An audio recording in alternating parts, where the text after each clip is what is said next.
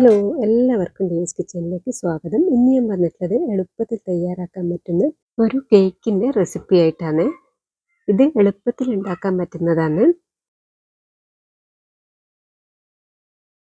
ഇന്ന് റെസിപ്പിയിലേക്ക് പോകാം.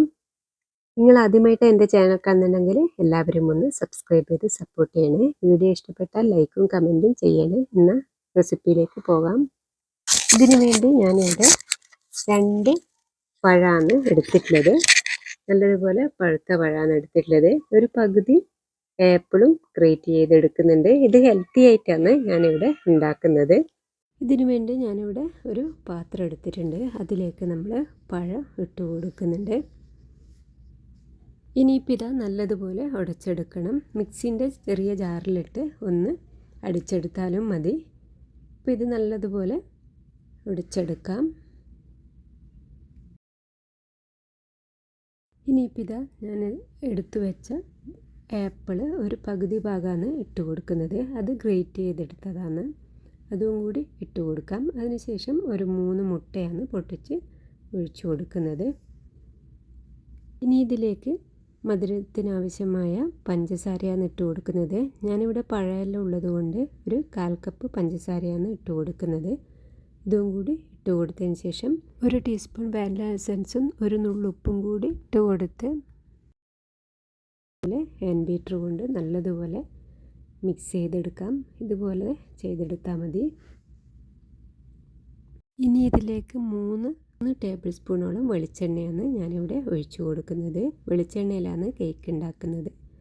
ഇതിലേക്ക് 1 കപ്പ് മൈദയും 2 ടീസ്പൂണോളം ബേക്കിംഗ് പൗഡറാണ് ഇട്ട് കൊടുക്കുന്നത്. അതിനുശേഷം ഇതുപോലെ നന്നായി മിക്സ് ചെയ്തെടുക്കണം. ബാറ്റർ നല്ലതുപോലെ മിക്സായി വന്നിട്ടുണ്ട്. ഇനി അതിലേക്ക് നമ്മൾ കുറച്ച് അണ്ടിപ്പരിപ്പും മുന്തിരിയാണ് ചേർത്ത് കൊടുക്കുന്നത്. മുന്തിരി ഞാനിവിടെ കുരുവില്ലാത്ത മുന്തിരിയാണ് ചേർത്ത് കൊടുത്തിട്ടുള്ളത്. ഇപ്പോൾ നിങ്ങൾക്ക് ഇഷ്ടമുള്ള നട്ട്സ് ചേർത്ത് കൊടുക്കാം. ഇപ്പോൾ നല്ലതുപോലെ മിക്സാക്കി എടുത്തതിന് ശേഷം നമ്മൾ ഒരു പാത്രത്തിൽ ബട്ടർ തടവി അതിൻ്റെ മേലെ കുറച്ച് മൈദ ഇട്ട് തട്ടി കൊടുത്തിട്ടുണ്ട്. ഇനി അതിലേക്ക് നമ്മൾ തയ്യാറാക്കി വെച്ച ബാറ്റർ ഒഴിച്ചു കൊടുക്കാം.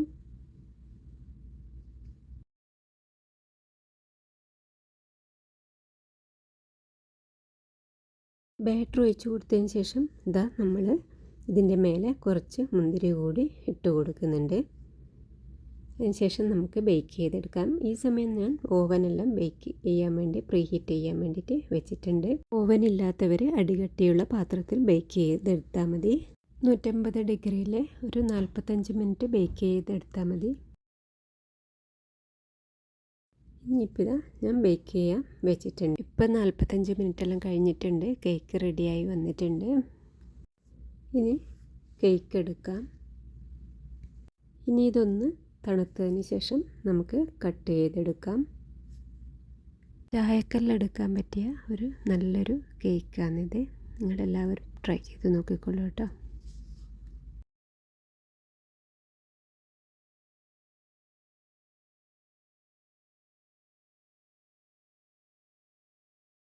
അപ്പോൾ ഇതാ നമ്മുടെ കേക്കെല്ലാം കട്ട് ചെയ്തെടുത്തിട്ടുണ്ട്. ഇത് ഹെൽത്തി ആയിട്ട് കുട്ടികൾക്കെല്ലാം ഉണ്ടാക്കി കൊടുക്കാൻ പറ്റുന്ന രീതിയിലാണ് ഇത് കേക്ക് ഉണ്ടാക്കിയിട്ടുള്ളത്. നിങ്ങളെല്ലാവരും ട്രൈ ചെയ്തോളൂ കേട്ടോ. എന്നാൽ അടുത്ത റെസിപ്പിയുമായി അടുത്ത വീഡിയോയിൽ കാണാം.